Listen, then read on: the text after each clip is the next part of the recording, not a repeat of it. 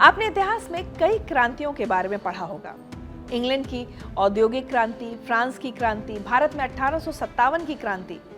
साल 2025 में भी एक क्रांति की चर्चा हो रही है जिसका नाम है जेन ज़ी क्रांति।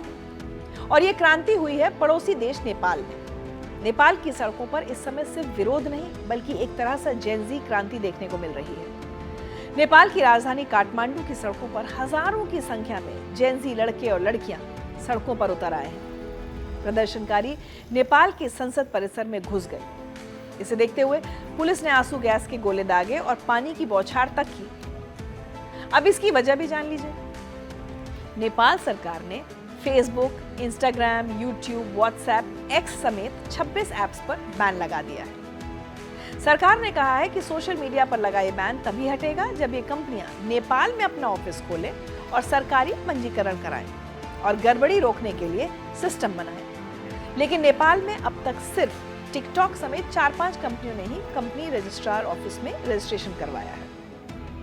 इस बैन से लाखों नेपाली नागरिक प्रभावित हैं, विशेषकर जो विदेशों में रहकर इन प्लेटफॉर्म्स के जरिए अपने परिवारों से जुड़े रहते हैं। सोशल मीडिया पर इस बैन से नेपाल में फ्रीडम ऑफ स्पीच पर सवाल खड़े हो गए हैं। जेन ज़ी में वो लोग आते हैं जो 1997 से 2012 के बीच जन्मे, यानी अब 12 से 28 वर्ष के बीच।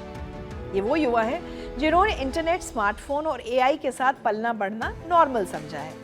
उनका ज्यादातर वक्त सोशल मीडिया प्लेटफॉर्म्स पर ही बीतता है।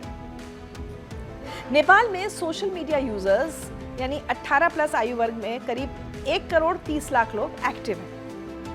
नेपाल में इंटरनेट यूजर्स में लगभग 86% लोग सोशल मीडिया प्लेटफॉर्म्स का उपयोग करते हैं। सोशल मीडिया सिर्फ प्लेटफॉर्म ही नहीं, जेन ज़ी की पहचान, आवाज और पहचान का माध्यम है। नेपाल की ये जंग डिजिटल संवाद और राजनीतिक जवाबदेही की रक्षा के लिए है। नेपाल की नई जनरेशन ने 8 सितंबर को देशव्यापी विरोध प्रदर्शन की घोषणा की थी। कहा जा रहा है कि आंदोलन सिर्फ सोशल मीडिया पर बैन का नहीं है, बल्कि सालों से चले आ रहे भ्रष्टाचार, बेरोजगारी से भी जुड़ा हुआ है।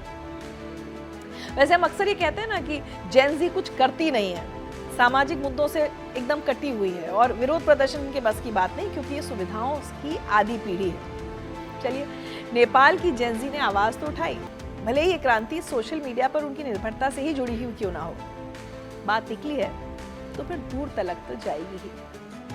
चलिए, वक्त हो गया आपसे विदा लेने का, लेकिन चलते चलते आपको बता दूं कि आज यानी 8 सितंबर को जाने माने गायक भूपेन हजारिका जी का जन्मदिन होता है।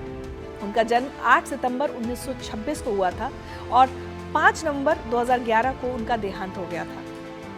गंगा के प्रदूषण पर सबसे दमदार और यादगार गीत गंगा बहती हो क्यों, इस गीत को गाने वाले भूपेन हजारिका जी की जयंती पर उन्हें श्रद्धांजलि।